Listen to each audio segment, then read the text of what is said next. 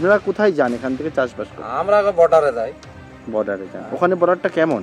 বর্ডারটা বলতে গেলে এখন আপাতত বিএসএফ যাই ভালোই। বিএসএফ আছে, কিন্তু এমনি কাঁটা তার দিয়ে ঘেরা? না, কাটা তার ঘেরা নাই। কাটা তার ঘেরা নাই, কোনোদিনই ছিল না। না আপাতত এখন কোনোদিনই নাই। এখন কতটা জায়গা এখানে কাঁটা তার নেই? কাটা তার বলতে কতটা হবে, অনেকটাও। কাকমারের ক্যাম্প থেকে এটা গোটাটাই ফাঁকা ফাঁকা জায়গা। এমনি এখানে কাঁটা তার? কাঁটাতার আপাতত নেই, এখান থেকে প্রায় 5-6 কিলোমিটার দূরে কাঁটাতার আছে। সোজা গেলে তো বাংলাদেশ, মানে সেইখানটা পুরো ওপেন আছে দুদিকে বিএসএফ আর হ্যাঁ, বিএসএফ বা বিডিআর দুজনেই আছে। কিন্তু কাঁটা তার নেই। নেই নেই এমনি ফাঁকা জায়গা থেকে যদি চোরাপথে কেউ আসতে চায় তাহলে তো ওই কুয়াশার সময় বা এই সময় চোরা পথে আসতে চাইলে হয়তো আপনার বকচুরাকে চলে যেতে পারে, তখন আসতে পারে, চলে আসতে পারে। হ্যাঁ চলে আসতে পারে। হয়তো পুলিশ হয়তো হালাতে দেখতে হবে না, কিছু ক্যামেরা তো কাজ করবে না, তখন চলে আসতে পারে। সরাসরি কথা বলবো, পার্থপ্রতিম ঘোষ আমাদের সঙ্গে রয়েছে। পার্থপ্রতিম, তুমি মুর্শিদাবাদের ছবিটা তুলে ধরছিলে, কিন্তু মোট যে 963 কিলোমিটার এলাকা সেখানে কোনো কাঁটাতার নেই। খুব স্বাভাবিকভাবেই পার্থপ্রতিম উদ্বেগটা অত্যন্ত বেশি, কারণ যে কোনো মুহূর্তে জঙ্গি থেকে শুরু করে অন্যান্য অনুপ্রবেশকারীরা ঢুকে পড়তে পারে।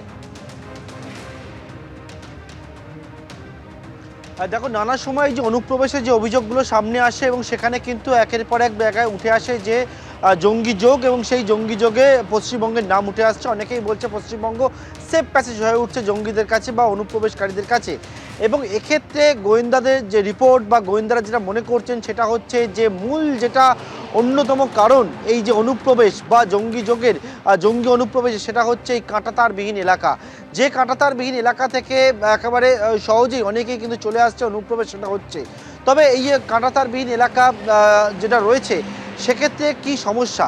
সেক্ষেত্রে এক হচ্ছে বিএসএফের অবশ্যই সেখানে নজরদারি রয়েছে, বিএসএফ রয়েছে, কিন্তু অনেকেই যেটা বলছেন যে বিস্তীর্ণ এলাকা, সেখানে বিএসএফকে ম্যানুয়ালি নজরদারিটা চালাতে হয়। সেখানে সিসিটিভির মাধ্যমে, সিসি ক্যামেরার মাধ্যমে নজরদারি চালাতে হয় এবং ম্যানুয়ালি সেটা করতে হয়, যেটা অনেকটাই কিন্তু কঠিন তাদের কাছে। মূলত ভারত এবং বাংলাদেশ যে সীমানা রয়েছে, সীমান্ত রয়েছে, তার মধ্যে 3টি ভাগে ভাগ রয়েছে এবং পশ্চিমবঙ্গে মোট 3টি ভাগে ভাগ, যেটা এক হচ্ছে উত্তরবঙ্গ ফ্রন্টিয়ার, দক্ষিণবঙ্গ ফ্রন্টিয়ার এবং কিছু গুয়াহাটি ফ্রন্টিয়ার। এবং এই দক্ষিণবঙ্গ ফ্রন্টিয়ার, অর্থাৎ যেটা তুমি দেখছো মুর্শিদাবাদের ছবিটি, সেটা দক্ষিণবঙ্গ ফ্রন্টিয়ার মধ্যে পড়ে, যে যার মধ্যে পড়ে উত্তর 24 পরগনা, দক্ষিণ 24 পরগনা, নদিয়া এবং মুর্শিদাবাদ, এই জায়গাগুলি পড়ে। এবং মুর্শিদাবাদের কেন অনেকেই চিন্তার কারণ পরপর একের পর এক ঘটনা, সেই ঘটনায় কিন্তু অনুপ্রবেশের ক্ষেত্রে মুর্শিদাবাদ সেটা কিন্তু শিরোনামে চলে আসছে। এমনকি জঙ্গি যোগ নানা সময় সেই মুর্শিদাবাদের নামে কিন্তু সামনে চলে আসছে। এর মধ্যে একটা হিসাব তোমাকে আমি জানাবো, সেটা হচ্ছে উত্তরবঙ্গ এবং দক্ষিণবঙ্গ এই যে ফ্রন্টিয়ার, যেটা মোট রয়েছে 2217 কিলোমিটার জায়গা। এবং এই 2217 কিলোমিটার জায়গার মধ্যে মোট 900+, অর্থাৎ উত্তরবঙ্গে 375 কিলোমিটারের মতো এবং দক্ষিণবঙ্গ ফ্রন্টিয়ারের কাছে হচ্ছে 538 কিলোমিটারের মতো সেই জায়গায় কিন্তু কাঁটাতার, সেই কাঁটাতার নেই। অর্থাৎ এই যে জায়গাগুলো, এই জায়গাগুলো অন্যতম একটা চিন্তার কারণ। পাশাপাশি যে জলসীমান্ত রয়েছে, সেই জলসীমান্ত তো অবশ্যই সেখানে চিন্তার কারণ। কিন্তু এই যে জায়গার মধ্যে, যেমন বিশেষ করে মুর্শিদাবাদের বেশ কয়েকটা পয়েন্ট রয়েছে, যেমন জলঙ্গির ছবি দেখতে পেলে, সেই জলঙ্গি, ভগবানগোলা, পাশাপাশি রানীনগর 2, এই সমস্ত একাধিক জায়গা, যে জায়গাগুলো কিন্তু যথেষ্ট চিন্তার ভাঁজ ফেলছে গোয়েন্দাদের কাছে।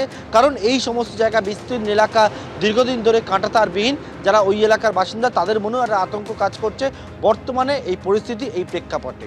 সৌমেন, ধন্যবাদ পার্থপ্রতিম।